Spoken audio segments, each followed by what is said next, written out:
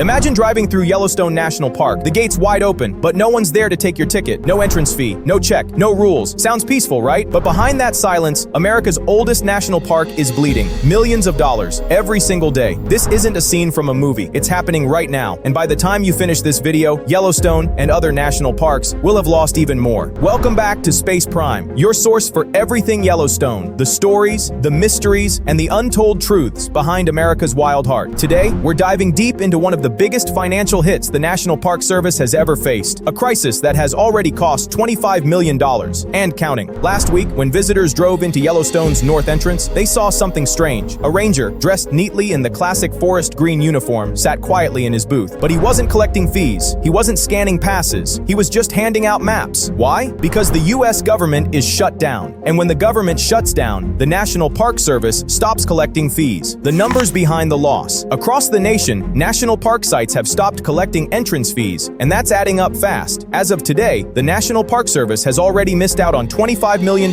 in uncollected recreation fees. According to new data analyzed by the National Parks Conservation Association, the agency is losing about $1 million every single day of the shutdown. They used October visitation numbers and 2023 budget reports to reach that figure. And here's the kicker. This shutdown has now stretched 25 days, making it the second longest in American history. The only one longer? The 35-day shutdown under former President Donald Trump back in 2018 to 2019. History repeating itself. Back in that 2018 shutdown, the Trump administration tried to use $10 million from recreation fees to keep parks running. At the time, it sounded like a clever fix, but the Government Accountability Office later ruled that move illegal. Today, the government faces a similar dilemma, except this time, they can't use those funds as a temporary lifeline. Photos from around the country show the harsh reality. Empty ranger stations at Yosemite and Grand Teton, and at Yellowstone, a single ranger, working without pay, greeting thousands of tourists. The human cost. This shutdown isn't just about money, it's about people. Thousands of park employees are either furloughed or still working without a paycheck. Federal workers are promised back pay when the shutdown ends, but that's not guaranteed. The last time they got paid was October 10th, and even that check only covered work done before the shutdown began on September 30th. Think about it. While tourists roam freely, snapping photos and walking trails, the people who protect those lands can't afford groceries. They're told to keep showing up for free because the parks must stay open. But at what cost? The ripple effect. There are over 100 park sites across the U.S. that usually collect entrance fees. That money doesn't just vanish into thin air, it funds real projects. According to Emily Deuce, Deputy VP of Government Affairs at the National Parks Conservation Association, parks really depend on fee dollars to make sure parks are protected and visitors have a great experience. Typically, each park keeps 80% of what it earns. The remaining 20% is shared with smaller sites that don't collect fees or generate enough revenue on their own. These funds aren't meant for daily operations. They're used for repairs, improving accessibility, and keeping visitors safe. But now, with no fees being collected, those projects are on hold. And the longer this goes on, the more Yellowstone falls behind. The hidden damage. On the surface, Yellowstone still looks alive. Wildlife roams, geysers erupt, visitors explore. But behind that beauty, a quiet crisis grows. Trails won't be maintained, safety upgrades are delayed, and the budget hole gets deeper every day. Each lost dollar means a delayed project, a broken bridge left unrepaired, a damaged trail left closed. If the shutdown continues for just another week, that's another $7 million gone. Money that could have protected the very land millions come to see. And while politicians argue in Washington, the parks and the people who care for them are paying the price. So the next time you drive through those open gates, remember that free entrance isn't really free. It's being paid for by the rangers working unpaid, by delayed repairs, and by the future of America's national treasures. Yellowstone isn't just a park. It's a symbol of endurance, beauty, and what we risk losing when silence takes over. This is Space Prime, keeping you informed about Yellowstone and beyond. If you care about these wild places, hit that like button, subscribe, and share this video, because the more people know, the better chance we have to protect what truly matters. Stay curious, stay alert, and as always, keep your eyes on the horizon.